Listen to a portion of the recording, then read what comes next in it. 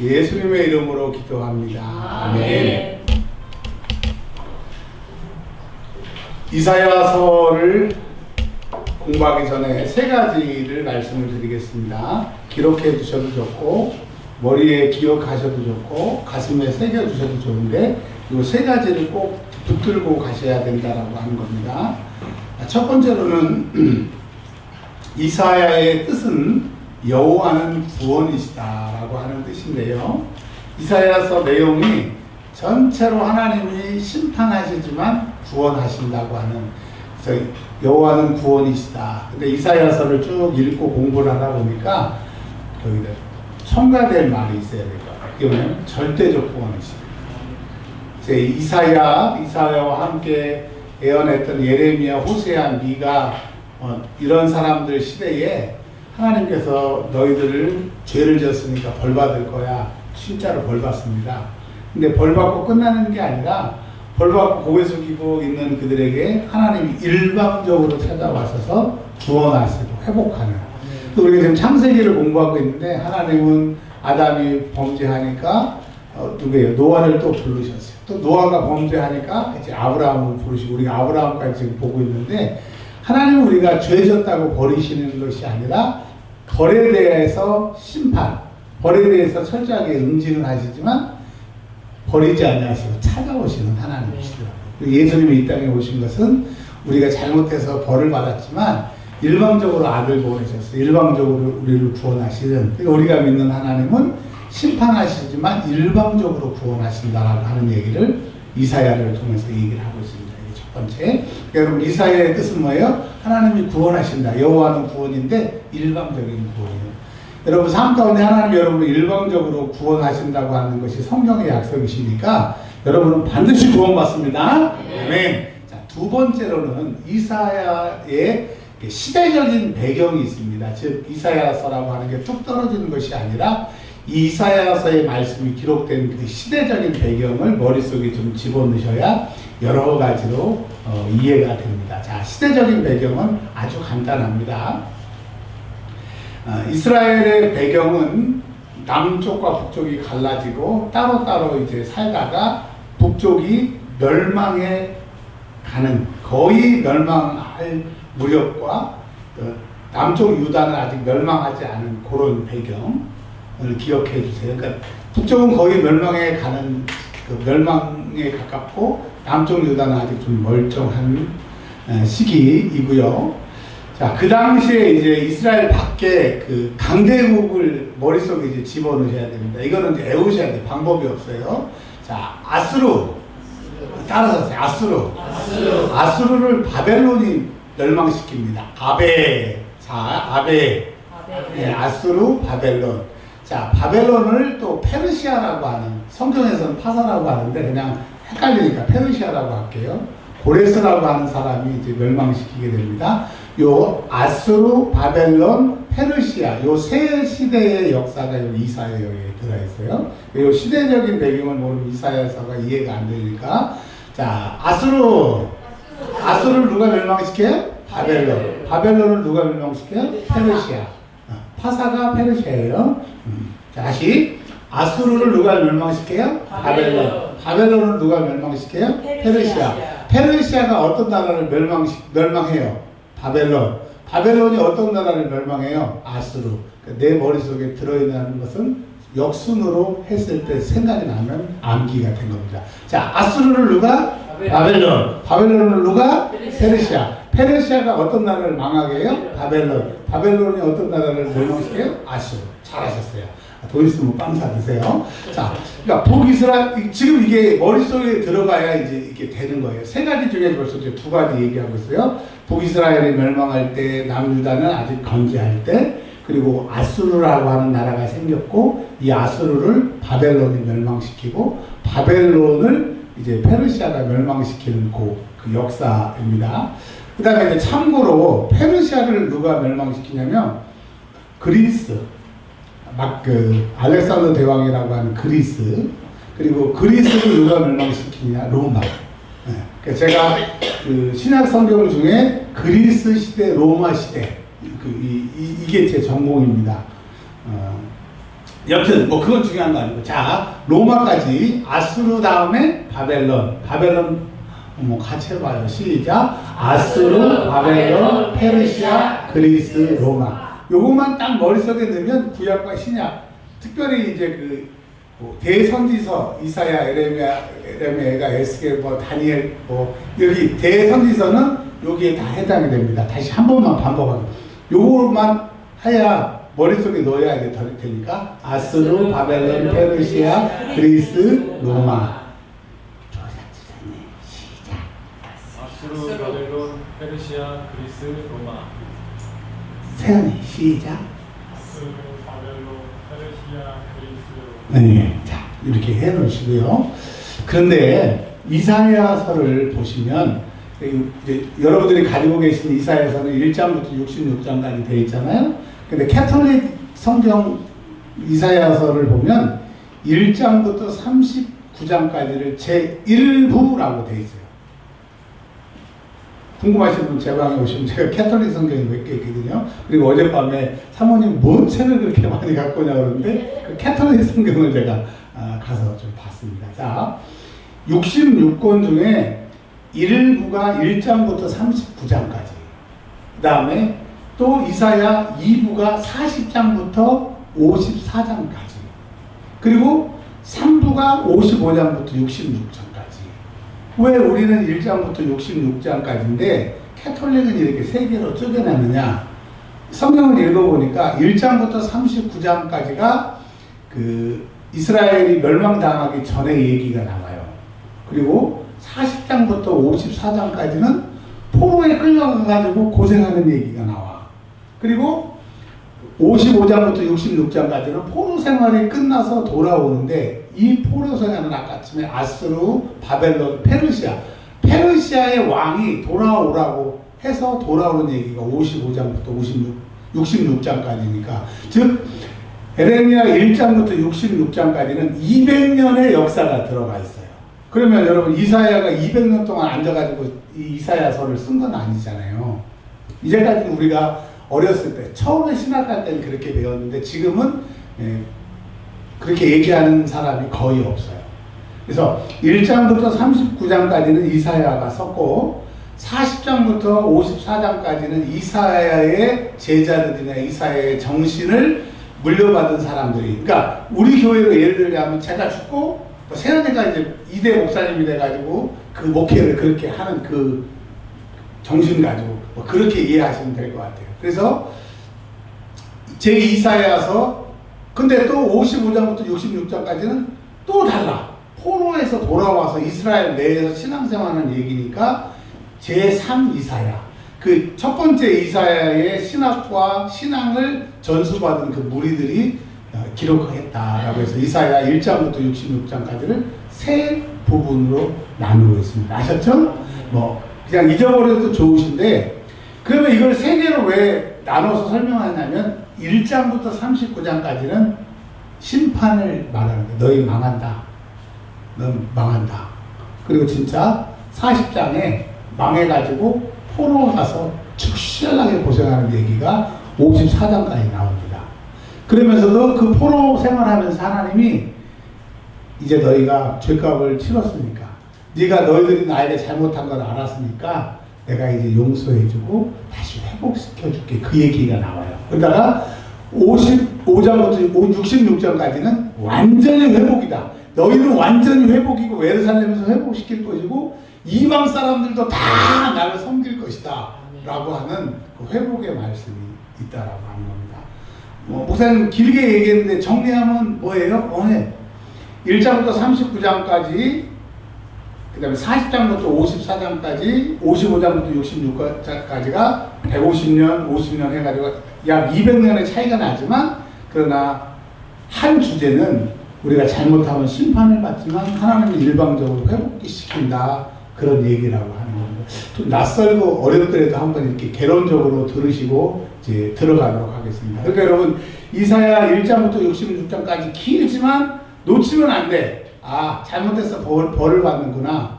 끝이 아니라 그럼에도 불구하고 하나님이 이스라엘을 부르시다. 지금 내가 잘못했어. 끝이 아니라 그럼에도 하나님이 나를 회복시킨다. 오늘 그 기쁨이가 차 안에서 그러더라고요. 하나님은 내 있는 모습 그대로를 가지고 나오면 기뻐하신다. 그 얘기. 이사야서는 내 모습 그대로 하나님이 보시고 뭘 특별하게 하지 말고 하나님만 바라고 하나님만 믿으면 하나님이 하신다. 이사야서에서 다른 거 말고 하나님만 바라라. 하나님이 하신다. 뭘 할 생각하지 말고 뭘 내가 해서 되는 게 아니라 하나님이 하실 것이다. 그래서 여호와는 구원이시다. 여러분 환난과 어려움이 있을 때 선포하세요. 이사야 여호와는 구원이시다. 뭘 하려고 하지 마세요. 그냥 기쁨이 배운 대로 내 모습 그대로 하나님 앞에 나오시면 하나님이 하십니다. 여러분 질병이 있거나 뭐 속상한 일, 자녀의 문제 여러 가지 안 될 때 그냥 뭐 하려고 하지 말고 그 모습 그대로 주님 앞에 나오시길 바랍니다. 자, 이제 어떻게 진행할 거냐면요. 1절부터 쭉 읽을 거예요. 하나님 말씀을 쭉 읽을 건데 설명이 필요한 부분은 설명을 잠깐 하겠지만 그냥 읽을 겁니다. 왜? 이사야서는 하나님의 마음을 알아야 우리가 신앙생활을 잘할 수 있어요. 믿음은 뭐예요? 하나님을 잘 아는 게 믿음이고 신앙생활을 잘 하려면 하나님의 마음을 알아야 돼요. 오늘 여호와의 말씀이 나와요. 그 피맺힌 하나님의 말씀이 나와요. 한번 읽어보겠습니다. 1장 1절에 이사야가 활동했던 시기인데 주로 아하스 때 활동을 합니다. 근데 이제 이게 이거예요. 아수르가 시리아, 지금의 시리아, 성경에서는 아람을 쳐들어오고 북이스라엘을 아수르가 쳐들어오니까 시리아, 아람하고 북이스라엘하고 동맹을 맺고 남유다한테, 아하스 왕한테 야, 우리가 힘을 합쳐가지고 저 아수르를 무찌르자 그랬어요. 그랬더니 아하스가 아니 북이스라엘하고 아람은 너희들이 아수르가 쳐들어오지만 우리는 안 쳐들어와. 우리는 굳이 싸울 필요가 없어. 그래가지고 동맹을 맺지 않습니다. 그랬더니 북이스라엘하고 아람이 이놈의 새끼 안 되겠다. 우리가 두들겨 패가지고 왕을 바꿔서 우리 연합팀을 만들어야 되겠다 해가지고 둘이 편을 먹고 아하스를 쳐들어오는 거예요. 그러니까 아하스가 큰일 났어요? 큰일 안 났어요? 큰일 났어요.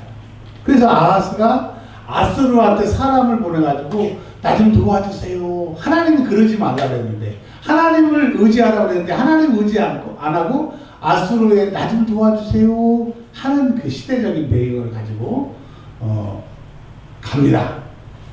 자, 1장 1절에 여러분 성경에 계시라고 되어 있죠. 그쵸? 계시. 계시하니까 딱 떠오르는 성경이 어디가 있어요? 어디가 계시죠? 네, 요한계시록. 계시인데 캐톨릭 성경을 찾아보니까 환시라고 번역을 해놨더라고요.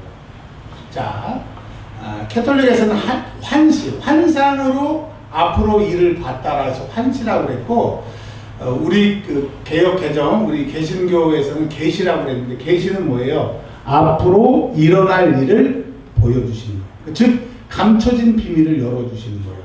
근데 요한계시록의 비밀은 확 열어준 거예요? 일부만 열어준 거예요?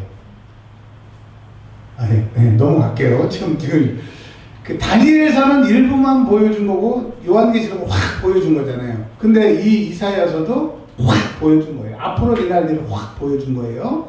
자, 확 보여주면서 하나님의 마음도 확 보여주십니다. 2절 하나님의 말씀이 하나님의 심정으로 같이 읽습니다. 시작. 하늘이여 들으라, 땅이여 귀를 기울이라. 여호와께서 말씀하시기를 내가 내 자식을 양육하였거늘 그들이 나를 거역하였도다. 잠깐만요. 하나님이 우리를 사랑하시고 하나님의 자녀인데 우리가 지금 삶으로 하나님을 거역한다는 거죠.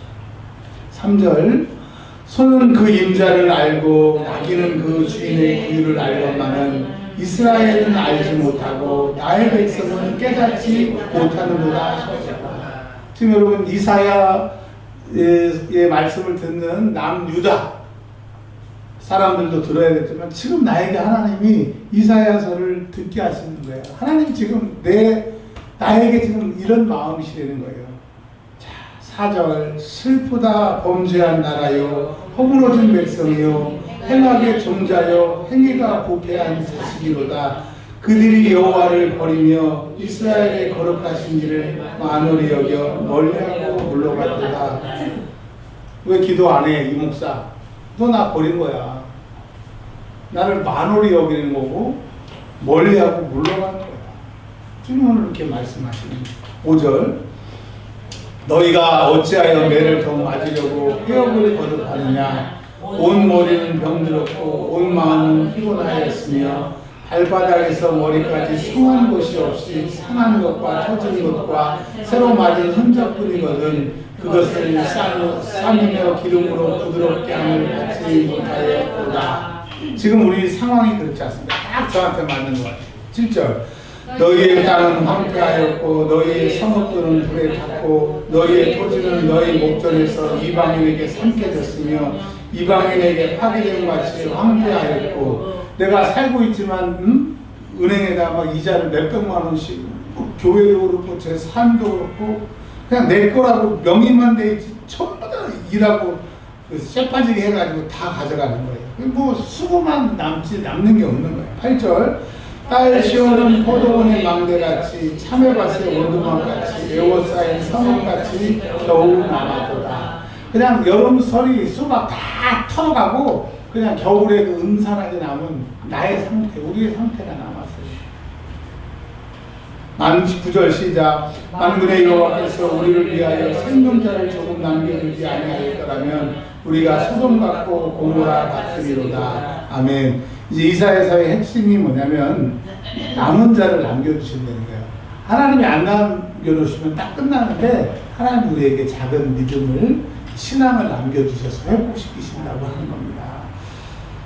소돔과 고모라는 남은 자가 없어서 멸망했지만 그래도 우리는 그 하나님이 완전히 멸망시키시지 않는다는 거죠. 10절 너희 소돔의 관원들아 여호와의 말씀을 들을지어다. 너희 고모라의 백성아 우리 하나님의 법에 귀를 기울일지어다. 여호와께서 말씀하시되 너희의 무수한 자 여기서부터는 하나님이 우리 예배 내가 신앙생활하는 것을 어떻게 이해하시는지 한번 읽어볼게요. 11절 시작 여호와께서 말씀하시되 너희의 무수한 재물이 내게 무엇이 유익하뇨. 나는 수양의 번제와 살찐 짐승의 기름에 배불렀고 나는 수송아지나 어린 양이나 수염소의 피를 기뻐하지 아니하노라. 너희가 내 앞에 보이러 오니 이것을 누가 너희에게 요구하였느냐. 내 마당만 밟을 뿐이니라. 헛된 재물을 다시 가져오지 말라. 그냥은 내가 가증히 여기는 바여 월삭과 안식과 대회로 모이는 것도 그러하니 성령과 아울러 악을 행하는 것을 내가 견디지 못하겠노라. 내 마음이 너희의 월삭과 정한 절기를 싫어하나니 그것이 내게 무거운 짐이라. 내가 지리에 곤비하였느니라. 여기까지요. 그러니까 하나님께서는 우리 예배보다 더 기뻐하시는 것 세례요한이 예수님 전에 와서 광야에서 외치는 자가 회개하라 천국이 가까웠다고 하는 그 말씀이 다 일맥상통하는데 하나님이 우리에게 원하시는 것은 회개더라. 다르게 말하면 잘못했어요. 우리가 잘못했어요 했을 때 더러운 것들이 떠나가고 그 더러운 것들의 계획이 파괴가 됩니다.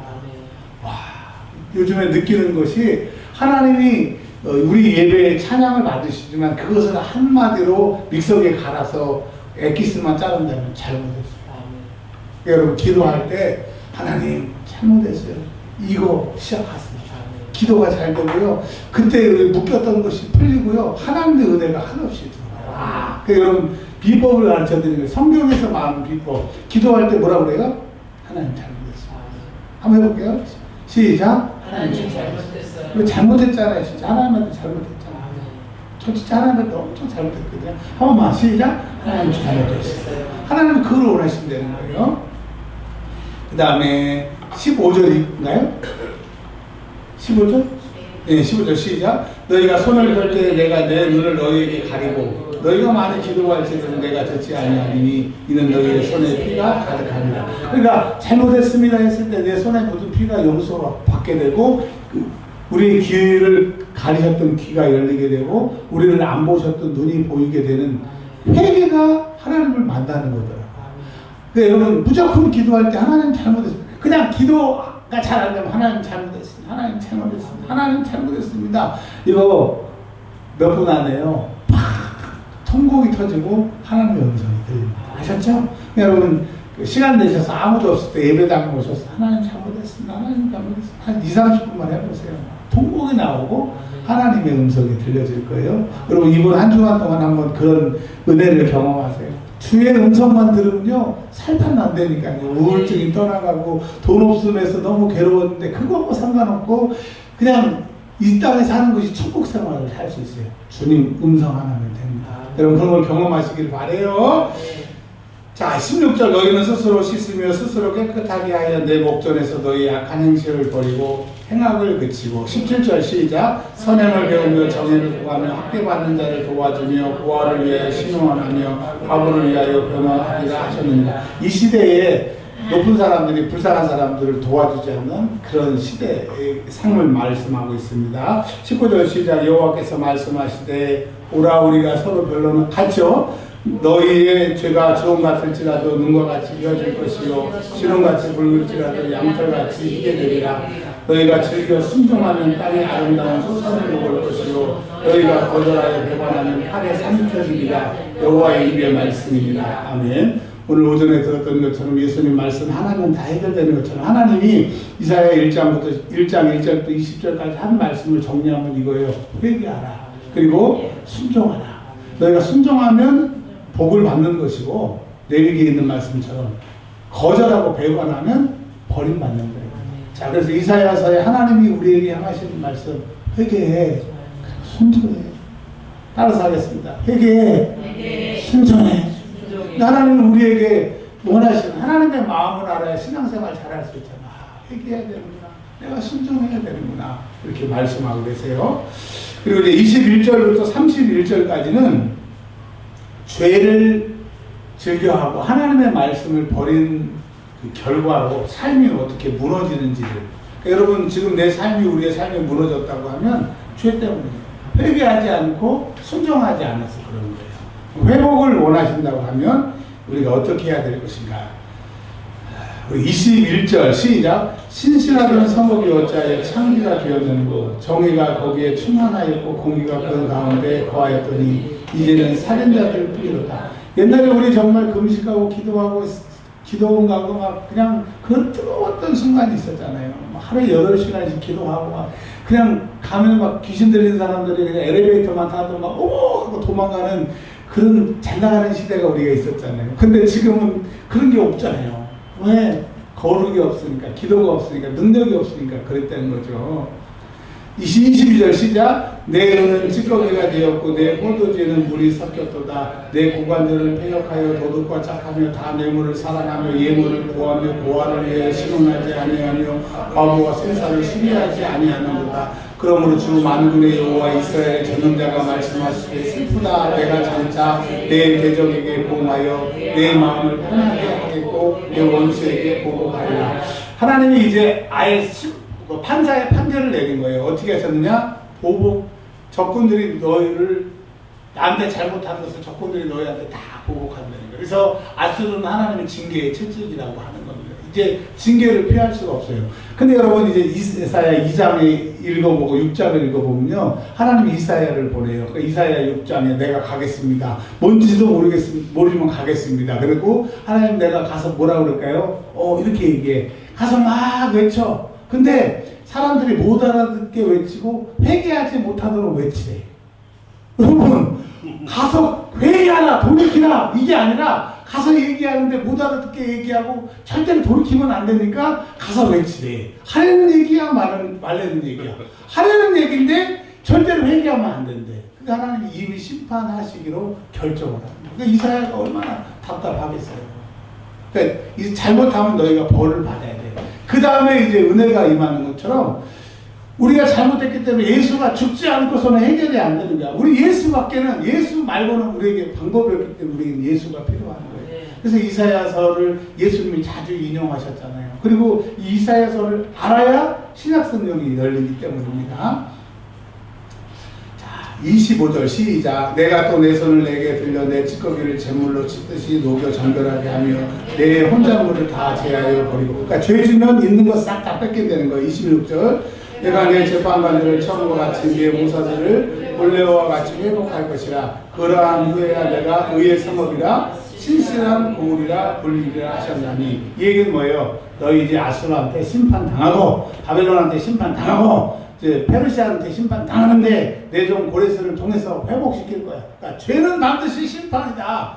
회개하지 않으면 심판이다. 이 얘기하는 거예요. 그러니까 여러분, 우리가 심판받지 않으려면 이제 회개하세요. 이제 하나님 앞에 잘못했습니다. 몰라서 그랬습니다. 이제 잘못했습니다. 이사야를 통해서 우리에게 이스라엘 백성은 회개의 기회를 놓쳤지만 우리에게는 회개의 기회가 있는 거예요. 오늘 이 말씀을 듣는다고 하는 것이 회개가 주어진 거예요. 회복하시는 은혜가 있기를 바랍니다. 자, 어디죠? 그 다음에 27절 시작. 시온은 정의로 구속함을 받고 돌아온 자들은 공의로 구속함을 받으리라. 이미 1장 27절에 포로로 끌려가서 이제 돌아올 것까지 다 얘기가 이미 돼 있어요. 28장. 그러나 패역한 자와 죄인들은 함께 멸망하고 여호와를 버린 자도 멸망할 것이다. 여러분, 여호와를 버린 자는 어떻게 된대요? 멸망 안 되는 거예요. 뭐 목사 때문에, 성도들 때문에, 뭐 성전 건축 때문에 여러 가지 등등 이유로 시험을 당했지만 그 시험 당해가지고 신앙을 버리고 하나님을 버리고 믿음 생활을 버린 사람들은 하나님도 돌아올 때까지 버린다니까요. 왜? 사랑을 안 해서 버리는 게 아니라 그가 돌아올 때까지 하나님이 기다리시는 거예요. 하나님이 손 쓰시면 그런 기회가 없으니까. 자, 돌아온 탕자가 아버지를 떠났어요. 떠날 때 누르라구나 너무 행복했잖아요. 떠나고 나니까 즉시 흉년이 들고 돼지가 먹는 것도 먹으려니까 안 줘. 그래서 그가 뭐라 그래요? 즉시하게 고생하고 고백하잖아요. 내가 하나님과 아버지께 범죄하였다. 왜? 우리 집에 품꾼은 배불리 먹는데 나는 이게 아들인데 이게 뭐냐? 고생하고 그가 돌이켰잖아요. 돌이키니까 어떻게 해요? 와, 집에 가서 엄청 혼나겠네. 보리타작 당하겠네. 그러고 왔는데 세상에 멀리 상가가 먼데 아버지가 그를 보고 달려왔다는 거예요. 근데 여러분, 이사야를 통해서 오늘 주님이 너희들 방향만 돌이키라 해요. 방향만 돌이켜. 그 하던 걸 멈추고 나에게 오면 회복시키신다라고 말씀하신 거예요. 제발 여러분, 이제 저도 여호와를 버려서 다른 인간적인 방법을 해보려던 거 해보니까 고생만 하더라. 남는 게 없어. 근데 은혜는 좋은 일만 해. 그래서 제가 정말 이건 아니다. 하나님께로 돌아와야 되겠다. 기도해야 되겠다. 신앙생활 해야 되겠다. 우리 성도들이 정말 은혜 받고 행복한 신앙생활을 하기 위해서 내가 다시 회복해야 되겠다. 그런 생각을 합니다. 여러분, 저뿐만 아니라 우리 교회가 회복하기를 바랍니다. 여러분이 회복하기를 바랍니다. 세상에서 고생만 하다가 이 세상 뜨지 말고 여호와의 영광을 누리는 저와 여러분들이 되시길 주의 이름으로 축원합니다. 자, 29절 시작. 너희가 기뻐하던 상수리나무로 말미암아 너희가 부끄러움을 당할 것이요 너희가 택한 동산으로 말미암아 수치를 당할 것이며. 29절 이거는 해석이 필요합니다. 목사님 이게 뭐예요? 상수리나무가 뭐고 동산이 뭐예요? 이거는 시대적 배경을 알아야 되는데요. 아수르가 잘 나가니까 아수르가 이렇게 선전을 합니다. 봐라, 우리가 믿는 신이 짱이야. 울트라 짱이야. 우리 신만 믿으면 무조건 전쟁에 이겨. 북이스라엘 우리한테 꼼짝 못해. 아람 꼼짝 못해. 그 주변에 있는 나라 꼼짝 못해. 왜 그래? 우리가 믿는 신이 진짜야. 그러니까 많은 패망한 나라들이 그 신을 수입해 간 거예요. 그래서 상수리 나무에 그 신을 모시고 동산에서 아수르의 신을 모시는 거예요. 그 신만 모시면 자기들이 이기는 줄 알고. 근데 미안하지만 그들은 신이 아니고 나무 토막이고 그들은 죽은 신이고 그들을 도와줄 수가 없는 거예요. 참 신은 하나님이고 하나님만이 유일하신데 하나님을 버리고 그 신들을 섬기는 사람들은 돈이, 사람이, 명예가, 학벌이 나를 도와주는 것 같은데 어떻게 되는데요? 수치를 당한다는 거예요. 자, 30절, 31절 읽습니다. 시작. 너희는 잎사귀 마른 상수리나무 같을 것이요 물 없는 동산 같으니 강한 자는 사모라기 같고 그 행위는 불띠 같아서 함께 탈 것이나 끌 사람이 없으리라. 이스라엘 백성 너희들 나 버리고 어떻게 고생하지게 했지? 나 버리면 어떻게 돼? 너희는 수치를 당할 것이고 불티와 같이 타서 없어질 거니까 여호와께로 돌아오라. 그래서 이사야 1장의 결론은 뭐예요? 회개해라. 따라서 하겠습니다. 회개가 능력이다. 회개가 능력이다. 자녀들이 잘못했을 때 딱 한마디만 하면 알았어, 밥 먹어, 상황 끝이야.